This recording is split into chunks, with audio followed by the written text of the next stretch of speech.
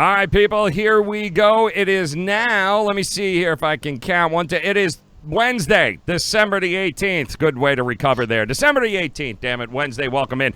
It is another edition of the NBA Tip-Off Show. It is powered by WagerTalk.com. I'm Joe Raineri, and we've got the Brady Bunch panel here today, guys, loaded with knowledge. It doesn't get any better than this panel here today. The legendary Hakeem Profit there to my left, your right, I think. I'm not sure. Never really learned it.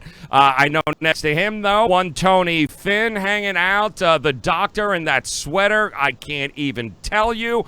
Joining below me there, and of course, the man who, he's like the Elmer's glue here. Like, he just keeps it all together for us. Bryan Leonard hanging out here. And then, of course, we'll have a special guest joining us a little bit later. And that guest needs no introduction. You will figure it out. Gentlemen, NBA, let's go last night. Let's start with what we saw last night. And what we saw there, I'll start with you, Ski, was you and I on the show. Talked a little shits and giggles parlay, my friend. We threw out the Knicks. Despite Tony Grin's, I thought that was a three-team parlay, we talked by the about way. Brooklyn, and we threw out some Brooklynness there last night. And can I tell you something? Brooklyn almost screwed it up. But how about them Knicks, Ski? What do you think, man? Yeah, I definitely love it, man. Love it, love it, love it. Knicks are bet on, play on. Now it's not good anymore. I think they just hired David Blatt. Yes. So we'll see how that works out. But we weren't buying the Hawks. We smashed the Knicks, so I love that. The Nets, I had the first half, had the full game. Yep. Love that. And the one loser, Tony Finn, got me. Uh-oh. The Magic plus 6.5 got me by the hook. That's enough to drive you absolutely crazy. Bri, you were on the Knicks last night, my friend. I mean, listen, you got to take them seriously now. I don't care what anybody says. Yeah, they're playing a lot better ball than they were before. I just thought it was a good spot coming there at home against Atlanta. This Atlanta team started the season playing pretty well the first few games, and that defense is just horrendous as of late. Yeah, it's very interesting. And Finn, listen, do I have to convince you about I'm just going to keep throwing Knicks plays out at you until you actually back them on a play and tail us, man. I'll give it to you, though. Not a little confusing of a team, but you got to admit, at least they're playing some fun, energized basketball right now. I don't have to admit to SHIT. But I will say this. I'm pretty good at knowing when to, back off a team that you just can't figure out. And if you guys can figure the Knicks out like you say you have, all of you smiles, shits, giggles, grins. It's just a family show, but I don't care because that you don't go from being the worst scoring team, the worst offensive efficiency in the NBA for not just 5-6 games, for 30 games, and score 144 points, something like that, right? Yeah. No, it's crazy. I'm happy for all you Knicks fans, all you Bacher lovers, and it's a good day in New York this morning. How long is that gonna last? You know what I got? Salty is what I got. Like salty ass in my mouth right now is what I'm feeling right now from one Tony Finn over there. Bri, talk to me about the Lakers last night. Another game going into a hostile environment. There's a load something going on there. Oh, I'm sorry. I believe the unibrow was hurt, or at least he woke up hurt yesterday. I'm sure he'll be back in the next game. But listen, Indiana's a real team. You better take them seriously moving forward. This is a team that's gritty. They're at home. They control the boards. Big win for them last night. Yeah, it's a good team, and they're still without their best player. Hasn't come back yet. So Indiana, we talked about Brooklyn a little bit earlier. Those are teams that we can make some money on. They're staying under the public radar. Everybody wants to bet the Clippers, the Lakers, and Milwaukee, but those are the kind of teams that are just quality teams that every once in a while they come out and prove something against a good team. And it's kind of a shame because I was looking to bet against the Lakers in the next game because of the situation with Milwaukee, and now the Lakers coming off a loss too tempers my enthusiasm a little bit because the Bucks are terrific off of a loss. But it'll be a great game tomorrow when the Lakers play Milwaukee. Yeah, Dr. Chuck, you weren't on the show yesterday. We tried to get you, of course, but you had, I guess you were out picking a sweater out for today's show. So here's what we'd like to know. We missed you. We were looking for a Charlotte first half, something along those lines, at home. we all thought it was a very weird spot, weird number. Sacramento, Fox back, Bagley. It just seemed like P.J. Washington's hurt, but yet they really led that entire game. They never relinquished it. They played out of their mind. Kudos to Charlotte. We'll get to their game tonight, but I thought we'd get a little more from Sacramento last night. Yeah, I can't disagree. I do back the Hornets overly, maybe a little too much, and I liked them last night. Didn't play it just because I thought, similar to probably you guys were all thinking, that the Kings probably would have a lot more, obviously. And like you said, I can't figure it out. I loved the Hornets over the weekend, getting a dozen points to the Pacers, and they had it down to 4 points and lost by 20. And they come back, and you expect the Kings to probably keep that going, and the Hornets whip them. So it is interesting tonight, because then after that win, you have them going to Cleveland to face the Cavs, who haven't been favored all season and are favorites. Yes, interesting there. In fact, we've got 1, 2, 3, 4, 5, 6, 7, 9 games on the NBA slate tonight. Do want to let you know, of course, Ski up over at WagerTalk.com. He's got his big player of the night up there, as does Tony, as does Bryan Leonard. You can head over to SportsMemo.com. The doctor is in, even with that sweater. He's got his plays up there. You can always check it out. But let's start there, Bryan Leonard, shall we? I know you're the Cleveland man here on the panel. The Cavs at home, Hornets, and the doctor said it, man. Opened up at 2.5, and they're getting money coming their way. I can't believe it. Must be Christmas. -3 I'm seeing in a lot of spots. The number hanging around that 212, 213 mark. Listen, Cleveland's been playing better ever since the report came out that said they hate Beelan. They've been playing, man. What do you think about this game? Tough spot for Charlotte after that win last night? Yeah, Charlotte's one of these teams that nobody expects much out of. I had them yesterday. I thought it was too many points. Worked out well for me. But second game of a back-to-back, coming off a victory, playing a Cleveland team who hasn't won at home, I don't believe, since November 23rd. So you normally find teams that are playing at home that are on a losing streak, when they play a team that they can defeat, people tend to like to bet those. And this one opened 2.5. It's bet up to 3 right now. A lot of people assuming Charlotte's very happy to get that victory last night, but it's hard to back the Cavaliers at this point. The defense has been doing so poorly, and you like to take teams that play with a little bit of heart. Charlotte plays with heart. Yeah. I mean, they don't have any more talent than Cleveland does. So my line's a little bit shorter here. I only made it 1.5 for Cleveland. So if I had to play, I'd play Charlotte, but that's why you see these teams get bet up. That as you pointed out, I think they were a 1-point favorite against Brooklyn, but for the most part, they're never favored, and now money's coming in on them. That's because they're playing a team that they should be able to go out and give 100% and get that victory, but I won't be back in Cleveland. Ski, you are the man that has put your foot down on this show and said, oh, hell no with Cleveland. I don't know, might we get a little will you backtrack a little bit on that tonight? What do you think? Hell no, Joe. We're not going with Cleveland. Cleveland cannot be laying points, in my opinion. They've been a favorite at home one time. They didn't cover. And Hornets have been looking good. I mean, yesterday we talked about them a little bit, missing P.J. Washington, but we kind of missed that Marvin Williams was going to come back. And then today we have Batum. He's saying that he's going to be available to play. So that's another boost for this Charlotte team, who's already playing well. 4-1 against the spread their last 5 games. 9-6-1 versus 45% win teams or less. They're 5-1 against the spread on a back-to-back. I don't see any reason why you don't back Charlotte. So I like Charlotte. Liking Charlotte here. How about it, Finn? What do you think, man? You like Cleveland in this spot? Well, not really. No. I haven't liked Cleveland all year so far. I think I take that back. I think there was one instance that I did like Cleveland, and they still lost.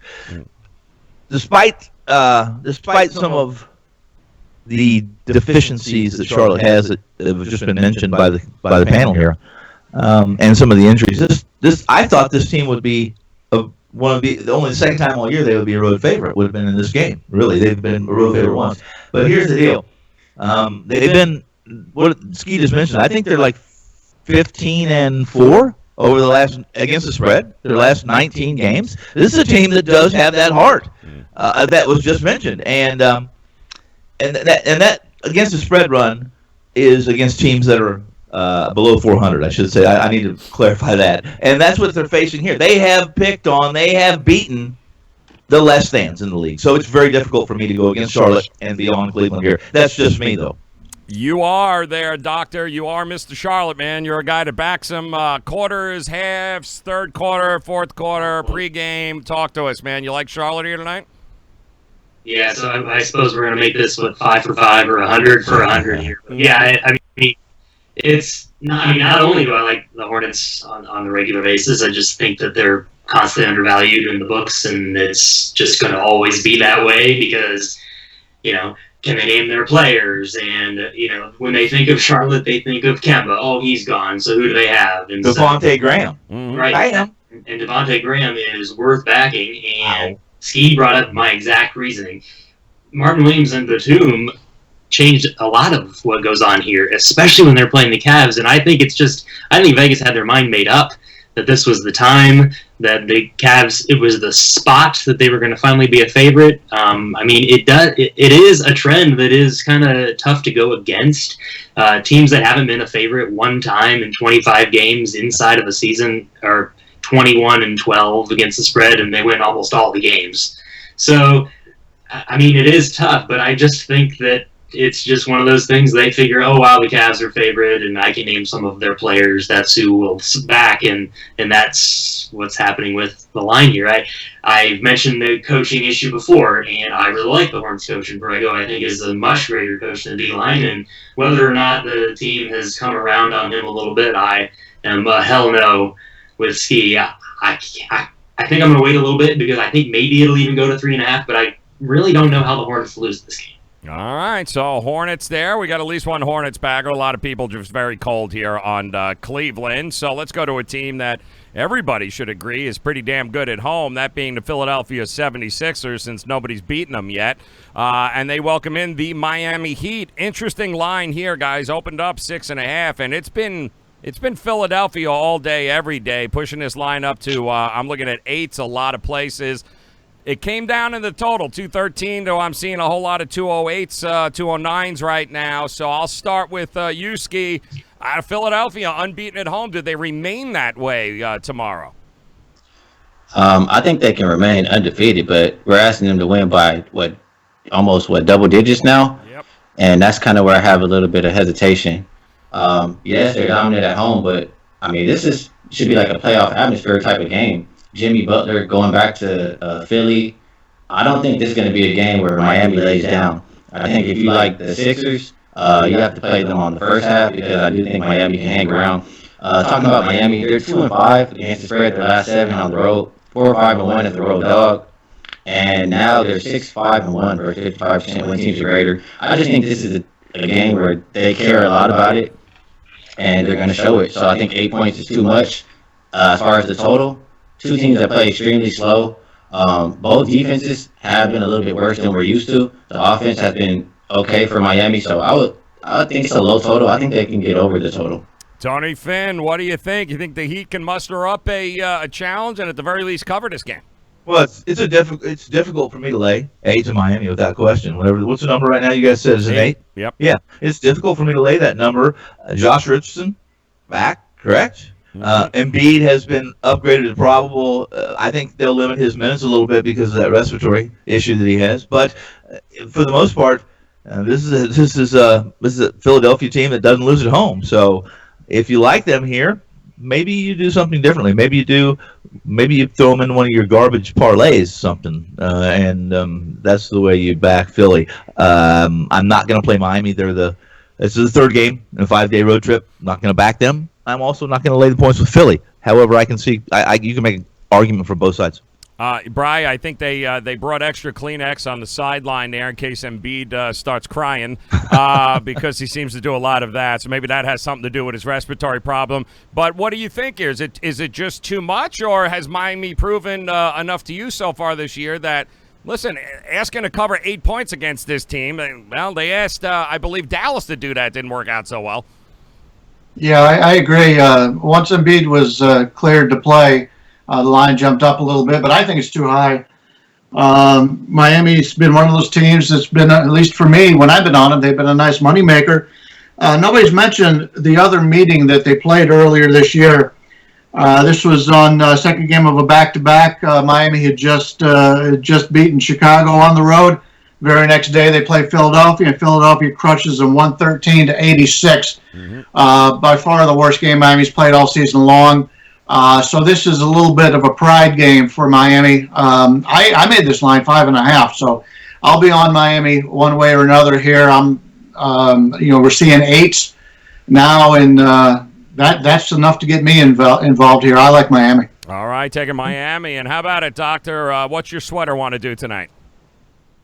Well, you love messing with my boy MB, don't you? You do not like that fella. I couldn't hear you over the tears. What'd you say? What was that? Sorry, yeah. Oh, tears. okay. Sorry.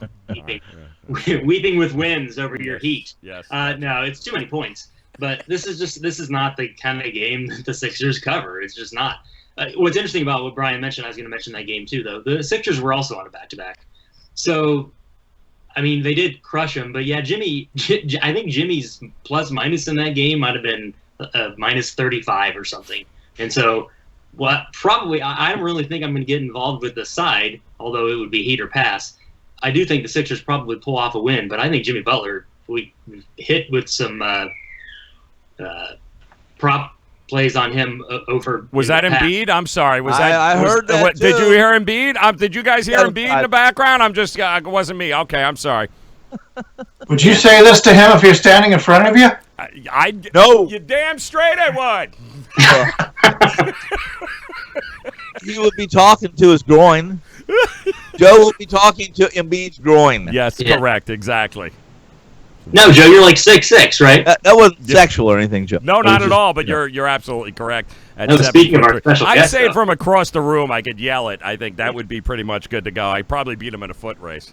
Well, then, if you and him might have like a little bit of a shoving match. Yes, Like, yes. Yeah. Maybe some light shoving, like him and Kat. Well, that's what he's good at because he is the giant wuss bag of the NBA. But go ahead, you were saying. Bastard. Mm-hmm. Go ahead. Yeah, no, Jimmy Butler over everything that there is what I would take. But yeah, I mean, no Winslow again, probably no Dragic, right? So, yep.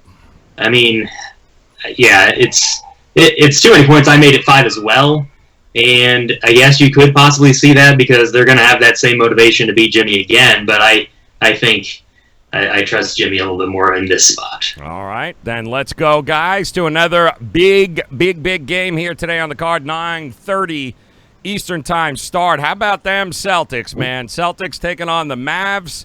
And we mentioned, of course, that Miami actually took care of business there in Dallas, and then they took out Doncic along the way. But listen, Dallas has managed to put it together here. They gave a really good effort this week without him. Now they welcome in a Celtics team, a little well-rested, opened up as a 1-point favorite. The Celtics on the road, now pushed up to 2. Totals come down a little bit at from 218.5 to 217. So, Brian, I'll start with you. Are you a believer of Dallas without Doncic here? And do you believe Boston's good enough on the road to cover this? Well, your normal situation is you play on a team when they lose a key player, and Dallas did that in the last game, and then you play against them the following game, which was what I was expecting. But now we're getting injuries coming back from Boston. Hayward's out; he's not playing in tonight's game. I made the line Boston won, so I thought I was going to get a chance to play the Celtics here, but my number's not showing up that way. Boston coming off back-to-back losses. I think Boston wins, but I don't trust them enough with my number to be able to play it. Tony, what do you think, man? You backing the Celtics? You a believer in the Celtics here tonight? Well, I'm not backing either team, but I do like this number's come back. The totals come back a little bit on this from the opening, or for most chops opened around 218 or so. But I actually like the over in this game tonight. When Smart's not in the lineup and without Hayward, Good point. Brad Stevens is going to run. He's going to push the pace a little bit. That's what he's going to have to do to outscore this Dallas team that's going to score. They move the ball well even without Doncic. They showed that against Milwaukee, who plays really good, efficient defense at home, and they put it to them. I think that if you're going to play this game, I didn't play it, I didn't release it, but if I'm going to play this game, I'm going to play over that number, over the odds makers 217 or 217 and a half. Mm. Ski, what do you think, man? You looking at the total or a side in this one? I agree with what Brian said. I was kind of looking to play on Boston, but without the players, Hayward and Smart and a couple other guys, I can't really get there anymore with Boston. And I mean, in angle, I could see they don't have Luka Doncic, but Dallas is one of the teams that starts a little bit faster. In the beginning of the game, is one of the better first half teams, and Boston is one of the slower starting teams away from home. So if you like Dallas, I probably will look for them early, and this is a game I won't be playing. All right, you'll be avoiding that. How about you, Doctor? Will you or the sweater be avoiding this game, or who are you backing here? No, it's pretty much exactly what everybody said.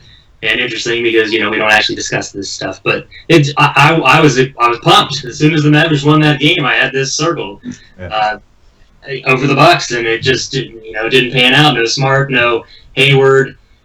I do like the angle of no Smart going for the over there, but I just don't think it's a little bloated at what is it -3 now, and so I'm like Brian said, I can't see how the Mavs win this game, but at the same time. The Celtics also haven't looked great either, so I'm definitely staying away as much as I was hoping to be able to exploit that situation. Not going to do it. All right, so let's go to another interesting game here on the card tonight, guys. It has to do with them Memphis Grizzlies. How about the Grizzlies taking on the OKC Thunder, who surprisingly enough have said, yeah, we're not trading anybody. We're going to keep Chris Paul, and I think we'd all agree they're probably a little bit better than any of us thought they would be here with the dismantling and of everyone there worth of anything. So they've actually been really, really competitive. And Ski, you're looking at this game, 6.5, somewhere around that ballpark. The total is creeping up from 217 to 219.5. So I don't know. Are you impressed with OKC right now? I'm not impressed, but when I look at OKC, or what I think about them, that last game versus the Bulls, they were kind of sleepwalking through the first half. They didn't show up. Then they finally did, and the second half came back and won.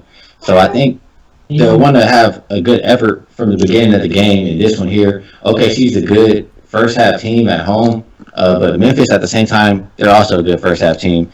And it's very tough to step in front of this Memphis team the way they're playing right now. 4-1 against the spread their last 5. When I look at last 5 game stats, the offense has been better. They have a rebounding advantage.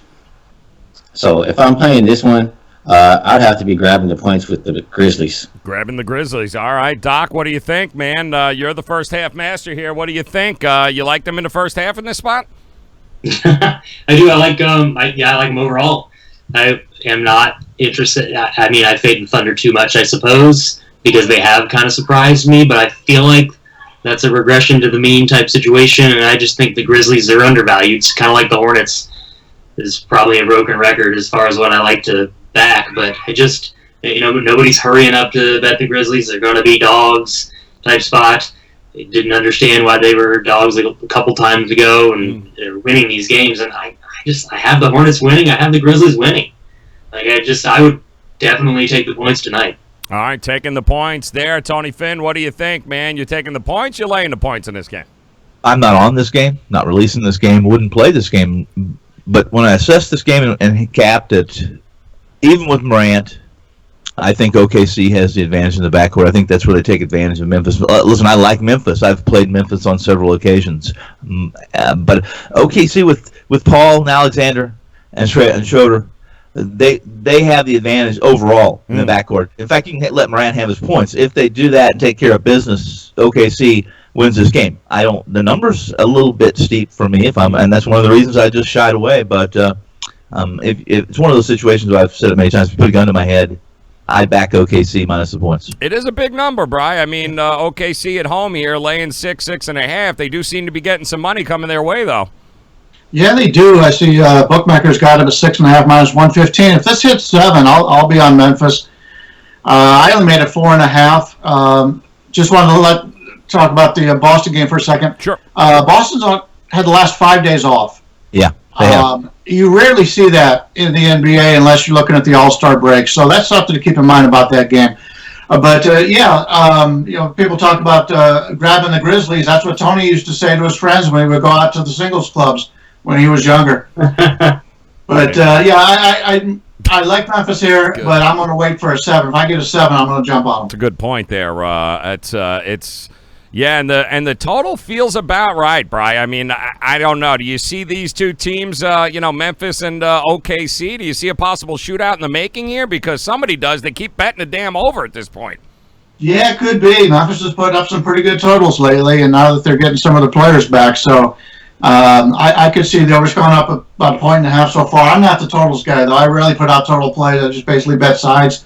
But you could talk me into the over. Yep. All right. So one other game here on the card, guys. And Ski, I'll ask you. Golden State, since they actually, covered the last time for us here, we can call them by their real name. Golden State Warriors taking on the Portland Trail Blazers. This total, too, continues to creep up here from 219. I'm seeing 221s. The numbers hanging around the same, 9.5 for Portland at home here. I think Golden State got a little healthier. I don't know. What do you think, man? You double dip here, man? What do you think? Well, you know what? I watched the show with my man Teddy Covers on there, and I kind of want to point out one of his angles he brought up. He said that there was a interview with Draymond Green, and he was just kind of really unhappy with the team and how they were doing. And Steve Kerr was really unhappy with the last game that they played. They kind of no-showed. And I just want to parlay that with looking at my stats, last 5 game stats. I mean, Golden State has been playing better defense. They should have the rebounding advantage here. The offense hasn't been there, but as I mentioned with the Teddy thing, when Draymond Green calls the team out, they seem to be focused. He's the guy that you want to be motivated to go into the game. He'll push the team. He'll motivate the team. And I just think Portland shouldn't be expected to win by double digits. They're 1-4 against the spread their last 5 games. They're 4-5 as a home favorite. I don't trust them to win by double digits, so I will be grabbing the points with Golden State. Yeah, Finn, this is an interesting game, too, from a total standpoint. The under 6-2 in Golden State's last 8 overall, 4-1 in the last 5 on the road. And it's not like the Blazers. It's also 4-0 on Portland's last 4 overall, and 5-1 in the last 6 against the crap teams here. So I don't know. The number keeps going up here, though. What do you think of this game? Well, if I'm going to play this game, and I'm not, guys, I would be on Portland minus the points for a couple of reasons. While I like the Chetty angle, while I like to hear that kind of thing, that typically motivates me to get on a team if I was to like GS, and I'm still going to call him GS. Okay. In the first game, the Warriors won. I think it was 127 to like 115, 118, something like that. Yes. as double digit home dogs. They won outright. However, reviewing the box score a little closer, I noticed that Golden State made 33 of 36 free throws in that game, while Portland only went to the line 14 times. Portland's a little bit different. They've integrated what bench they do have. I still think losing Curry is the death of this Portland team.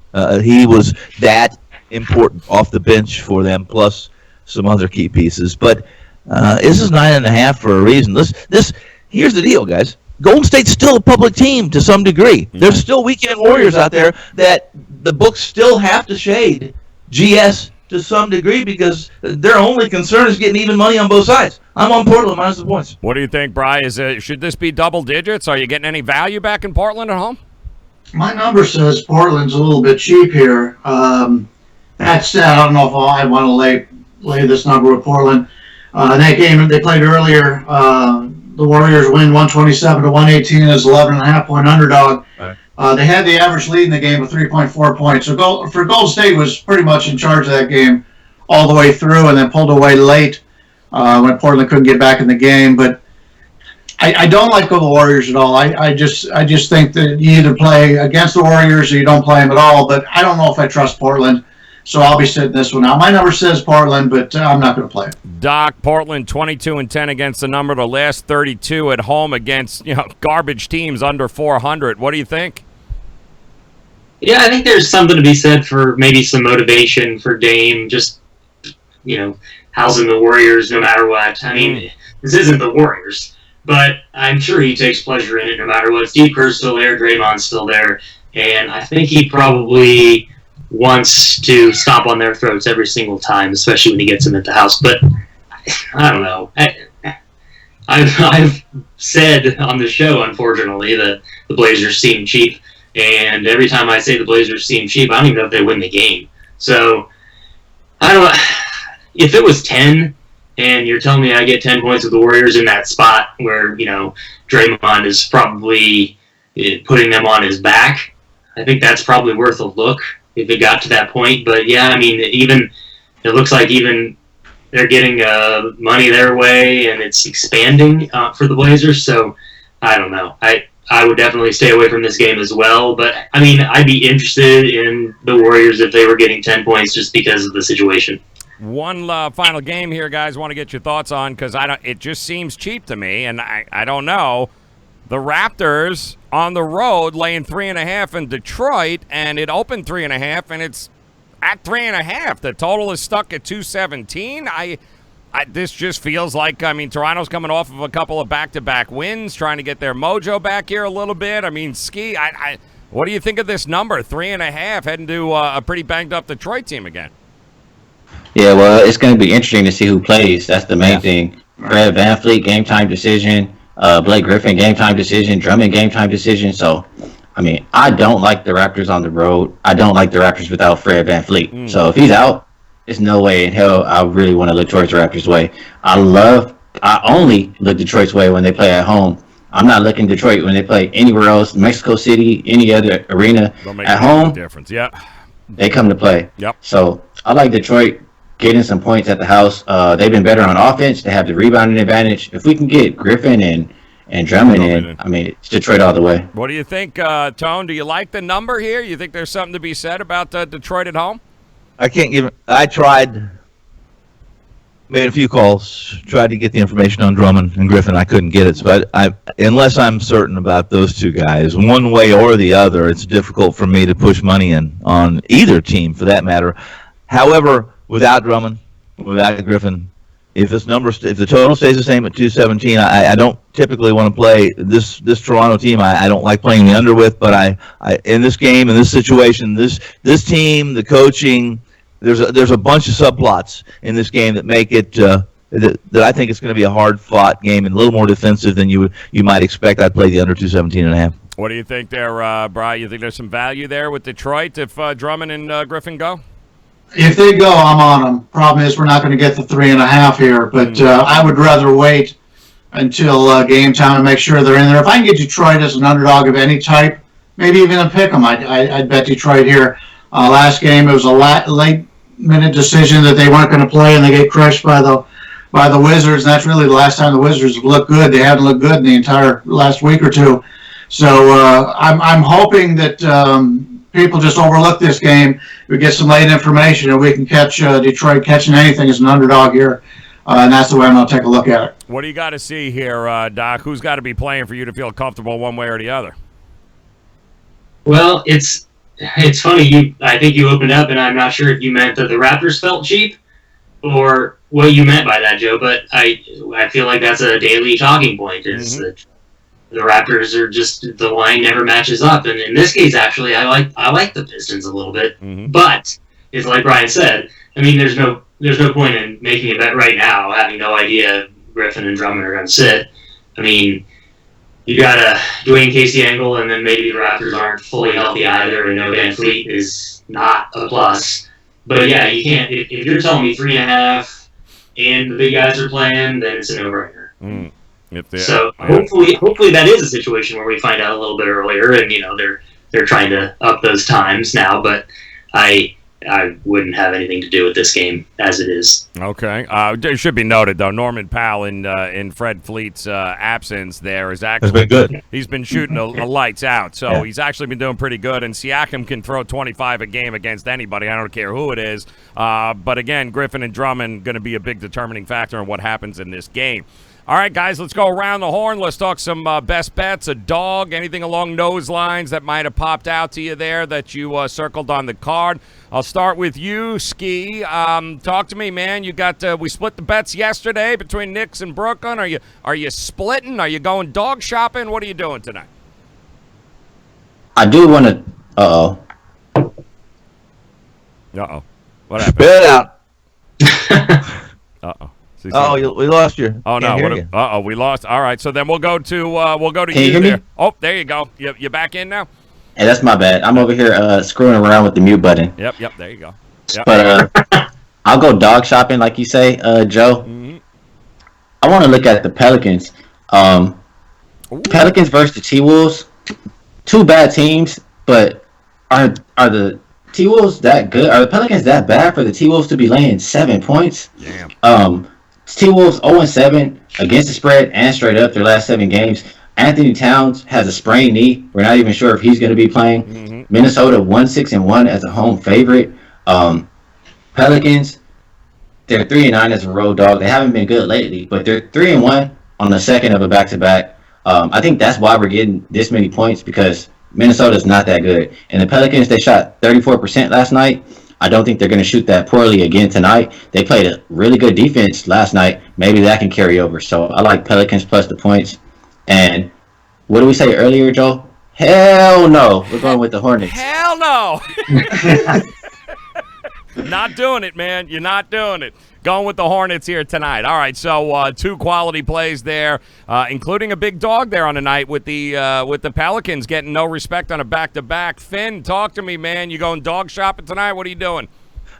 Let's go a little different angle. I'm going to go under. Ooh. In this Minnesota and New Orleans game. With no Redick, right? that. No Redick, maybe no Towns. Listen, first off, Minnesota doesn't play much defense, but outside of Towns and Wiggins, listen, you have to get contributions, big contributions, not only to win and to cover 7, but to get over 231.5. That's a big number. And New Orleans, listen, we talked about this yesterday. Remember, look how big that number was for New Orleans yesterday on that total. And if I'm not mistaken, it came in quite a bit under. Yeah. Last night against Brooklyn. In fact, it wasn't even close.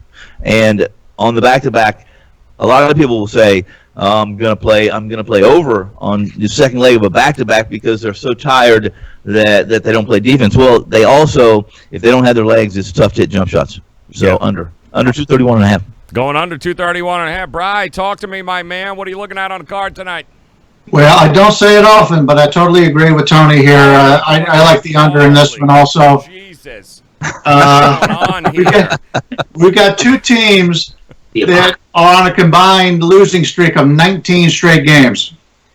If you've lost 19 straight games and you're playing a team that you think, or the combined 19 straight games, you're playing a team that's as bad as you are right now, you're going to take this game seriously. I think your defense picks up a little bit, and New Orleans coming off, the Pelicans coming off the overtime game the night before, tired legs. They're not going to be one to run here. I think this is going to be a situation where we've already got some key offensive players out of this game, and I don't see either team trying to run the pace. It's more important for them to get a victory and get this monkey off their back. So this is a very high total, and even at this year's NBA, I like the under here. All right, likes the under. And Doc, talk to me, man. Where are you looking? Tell me that you're agreeing with Finn there, and I can throw up right now. Well, not necessarily. Yes, knew I could count. Don't worry. Yes. Yeah, you don't have to end your life. Yep. Well, it's not even that it's Dang it! Agree. That's the way to go, obviously. But no, I mean, I think as far as that dog shopping goes, man, is there just, look at that doggy in the window is in just about every spot. I love the Pelicans. I mentioned earlier, I think the Hornets and Grizzlies both might be live dogs, like both of those. The Wizards are laying points. So they've been playing pretty solid defense. Their last 5 defensive rating is just about the best in the league. And I like them first half, which I was worried that you were going to be stressed if you didn't get a first half play. But Bulls first half is one of the plays that I would definitely be on. Wizards not good in the first half. I think they're about 3-8 against the spread, and Bulls on the road are about 8-4. Like the Hornets, and what a shock! Oh, shock! Yeah, I know, what a shock. Then I like the over in the Magic Nuggets game. Actually, the Magic are on a back-to-back. It's a pretty low total, which you're going to get with these 2 teams. But I think they might have set it too low. There's that Ralphie trend of the day that team at home coming off a game where they only committed single-digit fouls is a pretty solid 70% overplay. And, you have to look into why that happened, obviously. And with the Nuggets, I mean, they may not have Millsap. I think he's going to be a game-time decision or maybe questionable. But I still I think you get 203.5, maybe 204. And I like the over on that. All right. So time for, I think, for a little shits and giggles parlay here, Tony Finn. Are you ready? You got a pencil, number 2 pencil? You writing this down?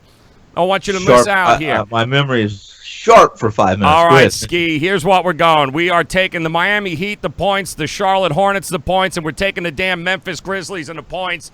Book the 3 dogs, put the parlay together, and let's call it a night, Ski. What tells me what I want? I'm fading all 3 of those tonight. Damn straight, and you're exactly correct why I said write them down. So this way you can make sure you do, damn it. All right, guys, here's what you got to do. Got to get over to WagerTalk.com first. You got Ski's plays up there. You got Tony's plays up there. And, of course, you got Bryan Leonard's plays available to you guys tonight, right now. Get over there, sportsmemo.com.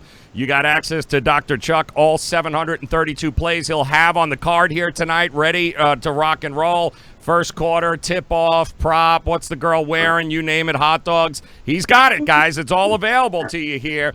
And also, I still hear Embiid in the back crying, so give him my best here tonight, but the Heat are going to whoop his ass. I'm just telling you, that's the way it's going to work. I hope that takes your parlay out. What happened to our mystery guest? What happened to our mystery guest? Oh, our mystery play? guest, is he here? Let me see if I can find him there. It's Joel Embiid's tears. Yes, it was definitely going to be Joel Embiid's tears, but instead we've got our good friend, the Prez, making an appearance here. No, that's not him. I think... Oh, there he is. There it is. Everyone say hello to the Prez. Thank you, Prez, for making an appearance. Always a pleasure. See that things are going well. As always, guys, make sure WagerTalk.com, SportsMemo.com, Ski, Tony, Bri, Doc. Pleasure, guys. Always good talking to you there, Prez. I see you got your hands full, so we'll come back to him tomorrow. But you guys enjoy yourself. Good luck. Enjoy the card here tonight, guys. We'll break it down again tomorrow. Good luck, guys. Thank you. Ciao, guys. Later, guys. Take care, guys.